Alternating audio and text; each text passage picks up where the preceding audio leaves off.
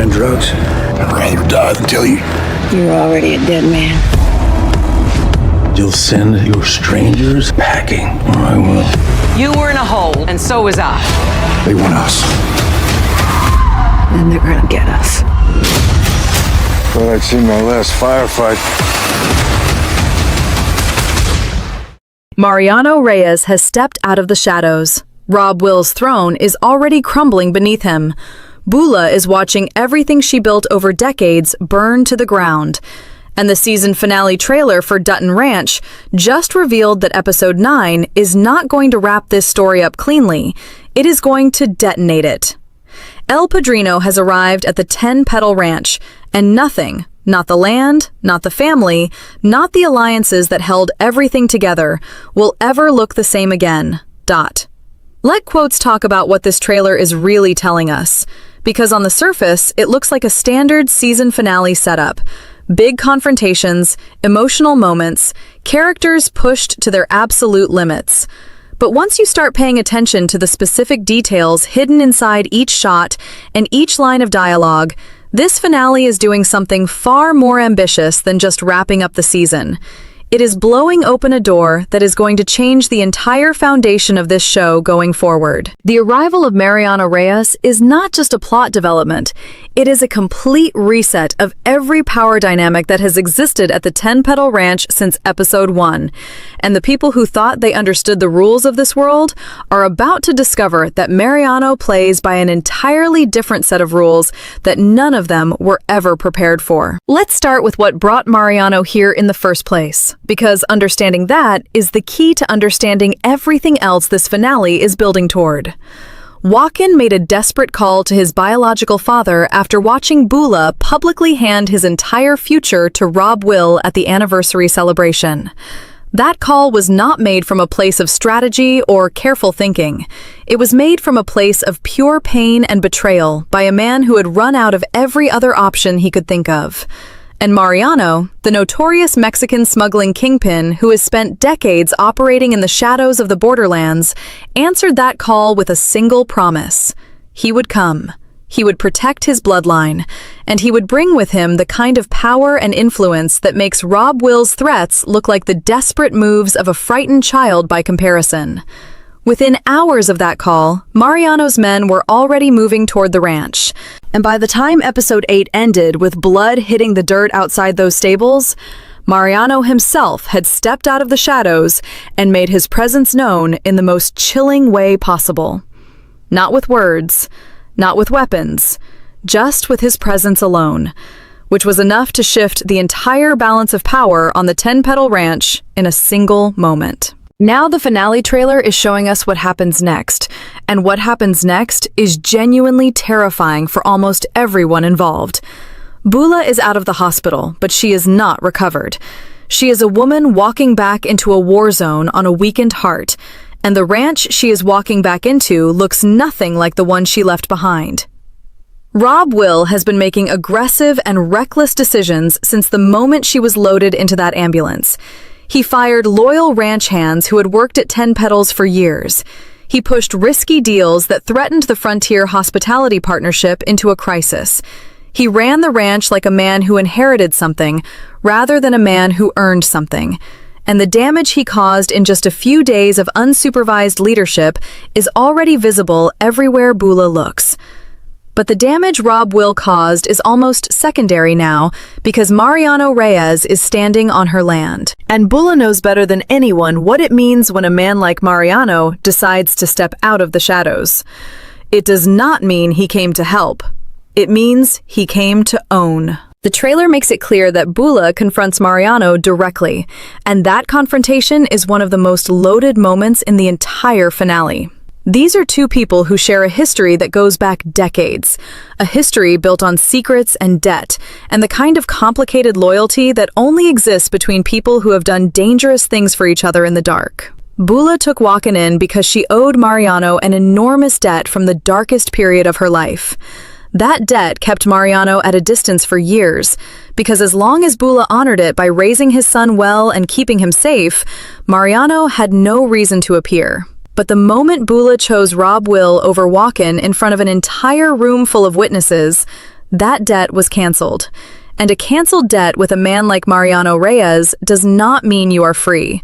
It means he no longer has a reason to stay away. So when Bula stands in front of him in this finale and tries to negotiate, she is not negotiating from a position of strength.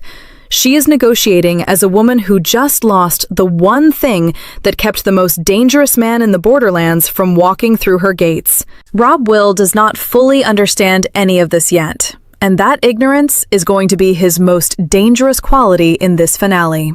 He knows Mariano is there. He knows Walkan called him.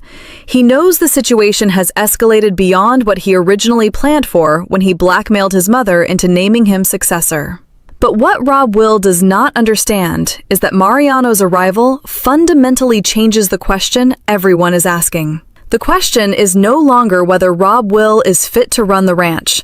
That question has already been answered by everything he has done since taking over. The question now is whether there is even a ranch left to run once Mariano decides what he actually wants from it. And a man who built his empire on smuggling and shadows and the kind of deals that never get written down does not travel to the Texas borderlands just to comfort his son. He came because he sees an opportunity. And in the middle of a family that is already tearing itself apart, opportunities like this do not stay hidden for long. So with Mariano Reyes now standing inside the gates of the Petal Ranch, with Rob-Will's stolen throne already cracking under the weight of his own reckless decisions, and with Bula trying to hold what remains of her empire together on a heart that nearly gave out just days ago, the real question this finale is asking is the most frightening one this show has ever posed.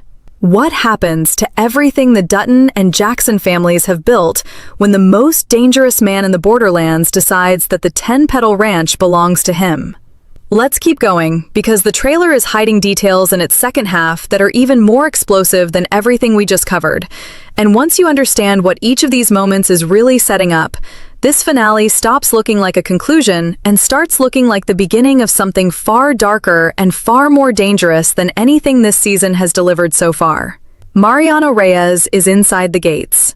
Rob-Will is unraveling. Bula is running out of strength. And somewhere in the middle of all of that chaos, the people who were never supposed to get caught up in this war are now standing directly in the line of fire. Let's start with Walkan, because the trailer shows us something about him in this finale that genuinely changes how we should be reading everything he has done since handing that gun to Sheriff Wade. Walkan called Mariano, believing he was making a calculated move to protect himself and get justice for everything Rob-Will did. But what the trailer is revealing in this finale is that Walkan is beginning to understand the full weight of what he actually started. Mariano did not come to the Petal Ranch as a concerned father showing up to comfort his son. He came as a kingpin who sensed a power vacuum and moved toward it the same way he has moved toward every opportunity his entire life. And Walkan, standing in the middle of a ranch that is now filling up with his father's men, is starting to realize that the rescue he called for might end up being something far more dangerous than the threat he was trying to escape. He wanted Rob-Will gone. What he may have actually done is trade one dangerous man for another. Except Mariano Reyes operates on a completely different level of dangerous that none of them, not Beth, not Rip, not Bula, were ever prepared to deal with. The trailer shows Walkan confronting this reality in a moment that I think is one of the most emotionally powerful things this entire season has produced.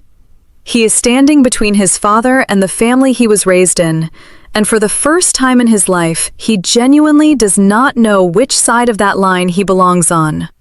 Mariano raised him in blood and shadow. Bula raised him in loyalty and sacrifice.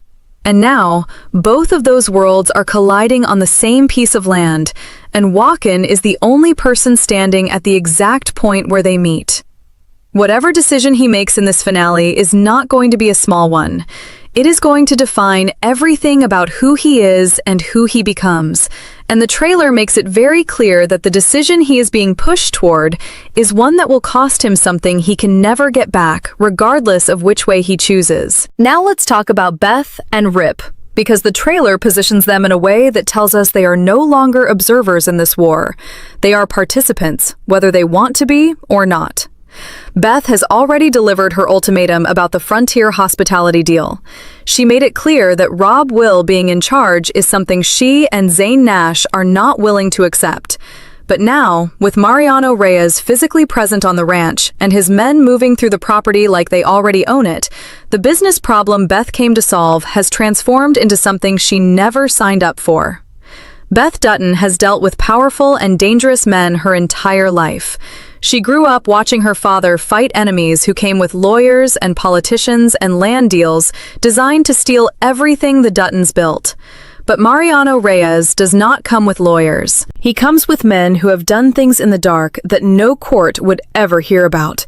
And Beth is smart enough to understand that the rules she has always used to fight her battles do not apply to the kind of war Mariano brings with him.